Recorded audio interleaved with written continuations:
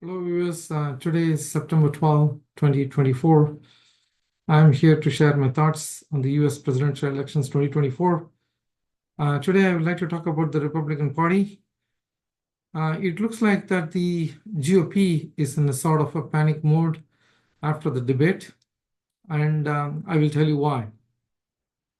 First, we have seen quite a few news coming out of the Trump campaign stating that the strategists and others are not very happy with how the debate went for Donald Trump 2 days ago. And also, slowly, some of the leaders have come out and expressed their disappointment as well. Let's go one by one. First, the independent candidate that endorsed Donald Trump just 2-3 weeks ago, RFK Jr., he came out and said that it looks like that Trump might lose some independent votes after the debate because Kamala Harris did very well on the debate. She looked presidential, but also she spoke to the independents. And there is a very good possibility that Donald Trump might lose some independent votes. Then you had some of the pollsters, GOP pollsters. Take, for instance, Frank Luntz. As far as I know, he has been polling for the Republican Party from the 90s onwards, and he's basically a GOP pollster.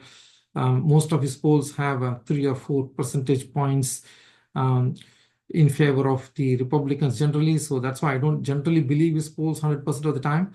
But nevertheless, he has come out and said that Trump is going to lose this election because of this debate. He didn't say that he might lose. He gave a very affirmative statement saying that he's going to lose this election and it's because of this debate. So there you see a person who was closely aligned with Newt Gingrich, who was polling for Newt Gingrich and who was polling for this party for almost 30, 35 years, is now saying that Trump will lose this election.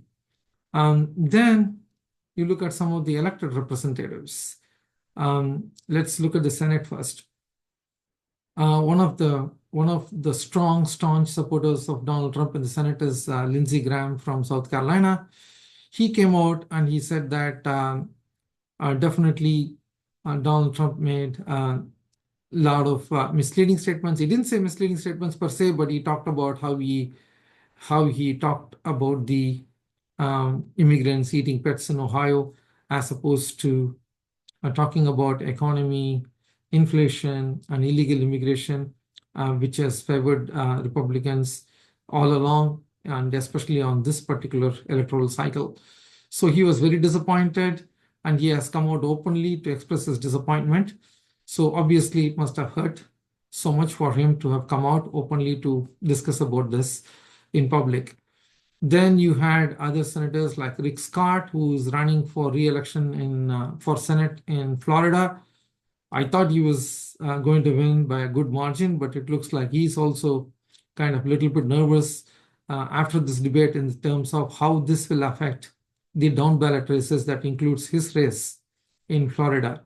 I always felt that he was going to win by 4 to 6 percentage points at the minimum, but it looks like he thinks that some of the independents might tend to go and vote for Kamala Harris, and that might affect his electoral prospects in Florida. Then you had so many other senators as well who have come out and said that this particular debate was not good for Donald Trump, and he should actually ask for another debate, and the second debate with Kamala Harris. I will come to that a little later on this program. So then you look at some of the congressional leadership or congressional members of the Republican Party. They have come out. It's quite unusual because the congressional delegation, the GOP congressional delegation today, is more or less tightly in line with Donald Trump's line of thinking, as well as his campaign strategy, the campaign speeches. They don't come out and say anything against those. So it is very surprising when some of those congressional members have come out and said that the debate was not good for the party as well as for Donald Trump.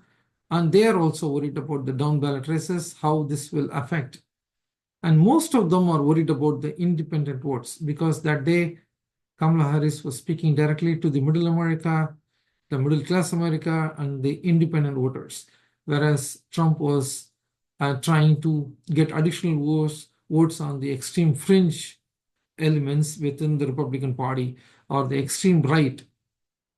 So I don't know what was his theory behind that, but nevertheless, these congressional Republicans are really running for re-election in November, right? The entire Congress is up for re-election in November. So these people are obviously worried how it would affect the down ballot races. So GOP definitely is in some kind of a panic mode. Let's see whether they will have some luck in persuading Donald Trump to go in for another debate. Just now, we heard that Donald Trump has decided that he will not do another debate with Kamala Harris. So he's not going to have another opportunity to undo the damage that he has done on this debate. Then let's look at it from the Democrats' perspective. The Democratic elected representatives as well as the base is very happy that Kamala Harris did a very good job on that debate, and they are hopeful that this will be reflected on the polls. In fact, some of the polls have come out and that suggests that in the national popular vote, she is ahead by around 5 percentage points. If that is true and if that continues, she is definitely going to be President Harris. I doubt that she will be able to win the national popular vote by that margin, but nevertheless, a couple of polls have come out after the debate stating that she is ahead by around 5 percentage points on the national poll. And then there are some battleground states like Wisconsin, where there are some polls that suggest that she is slightly above the margin of error. She is up by around 4 points in Wisconsin, is what one of the polls that I saw suggested, but still, I'm not going to read too much into those polls now. I will wait for another week or 2 weeks to see if this debate performance of Kamala Harris has really helped her that much. It would have definitely helped her, but I don't know whether it will help her that much. That said, Democrats think that they are in a very good shape right now, but I would like to caution the Democrats that this race is far from over. You will have these ups and downs. Kamala Harris might be ahead in the next 2 weeks or so because of this debate by 3-4 points in the national polling and probably by 3 points in most of the battleground states. But the race will get normalized and it will become another tight race in another 3 weeks or so. That's my opinion. That's my view. So let's see how things pan out. And that's it for me today. I'll come back to you with a different episode tomorrow. Till then, take care.